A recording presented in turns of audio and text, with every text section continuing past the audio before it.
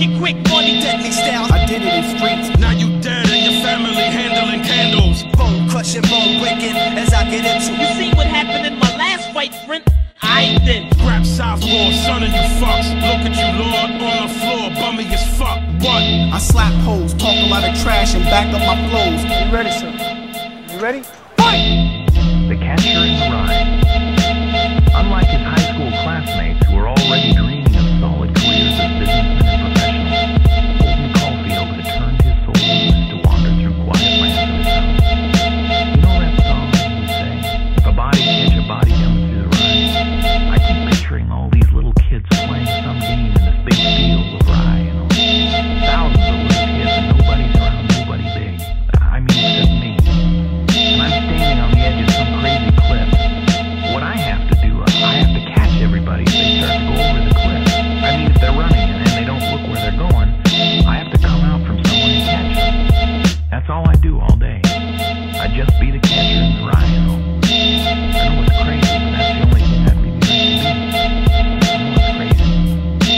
Crazy indeed. Holden was telling a story from behind the walls of a mental hospital. In December of 1949, Holden was expelled from the Pensy Prep School for Boys. He had failed 4 out of his 5 classes and refused to apply himself at all to his studies. This was the 4th academy Holden had flunked out of. On the eve of his departure, Holden went to see his history teacher, Mr. Spencer, who had asked him to stop in for goodbye. He found Mr. Spencer smelling of Vicks nose drops and wearing a ratty bathrobe that opened to reveal his bumpy old chest. Almost immediately, the old man launched into a farewell lecture. Life is a game, boy, he declared. Life is a game that one plays according to the rules. Yes, Holden was failing in school and in life, said Mr. Spencer, because he didn't play according to the rules. After suffering through this visit, Holden returned to his dormitory. His roommate, Stradlater, who was prepping himself for a date, asked him for a last favor. Could he come up with a descriptive essay about a house or a room for Stradlater's English assignment? Holden agreed. After Stradlater left, he couldn't think of any house or room to write about, so he scrawled some lines about his brother's baseball mitt. My brother Allie had his left-handed fielder's mitt. He was left-handed. The thing that was descriptive about it, though, was that he had poems written all over the fingers in the pocket everywhere. And reading, he wrote them on it so that he'd have something to read when he was in the field and nobody was up at bat. He's dead now. He got leukemia and died when we were up in Maine on July 18, 1946. When Stradlater returned from his date and read Holden's essay, he went crazy. For Christ's sake, Holden, he shouted, this is about a goddamn baseball glove. You don't do one damn thing the way you're supposed to. Now, this was the second verbal assault Holden had endured that night. He struck out at Stradlater with his fist. When the much stronger Stradlater responded, Holden was left beaten. Humiliated, his nose bleeding, he gathered his things and ventured into the December night. Since Holden had not yet told his parents about his expulsion, he was not expected home for Christmas vacation until Wednesday.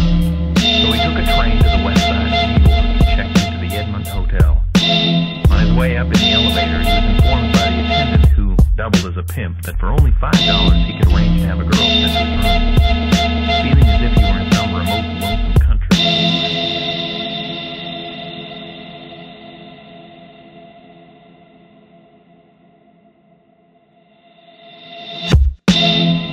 When the prostitute appeared, however, he changed his mind.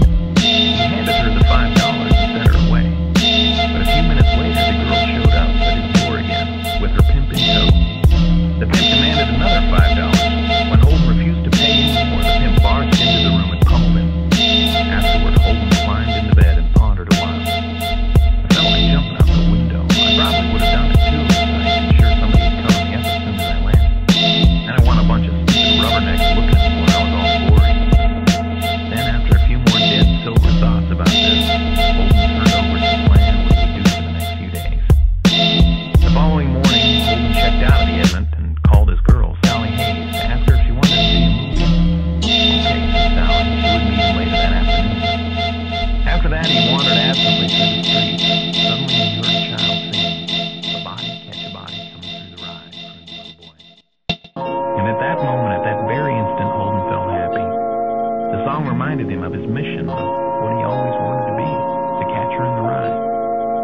Stepping cheerfully, Holden proceeded down the street to a museum, one he hadn't been to since he was a young child.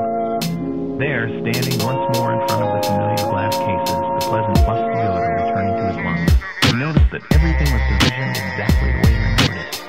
In all those years, nothing had changed. The best thing about a museum is that it always stayed the same. Certain things, they should stay the way they are. You ought to be able to stick them in one of those big glass cases and just leave them alone. I know that's impossible, but it's too bad anyway. Reluctantly, Holden exited the museum. After the movie that afternoon, Sally and Holden went ice skating. As he gazed out over the rink, Holden couldn't help but think how funny everyone was. Sally, the movie actress, the theater goers, the skaters, all the students at his 4 schools, they were nothing but phonies.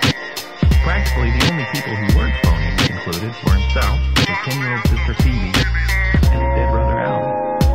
He had let himself flunk out of school. It was all a fraud. He refused to live by Mr. Spencer's rules. After all, the rules must be phony too. But when Holden tried to share this news with Sally, she was bewildered. They argued. Finally, Holden rushed out of the ice rink, leaving Sally behind crying. He meandered for a while, then he found a bar and got drunk. Towards the end of the evening, still at the bar, he staggered into the men's room and initiated an argument with a stranger. The man punched him until he passed out and hit the floor. When he came to, he felt an overwhelming urge to see his little sister.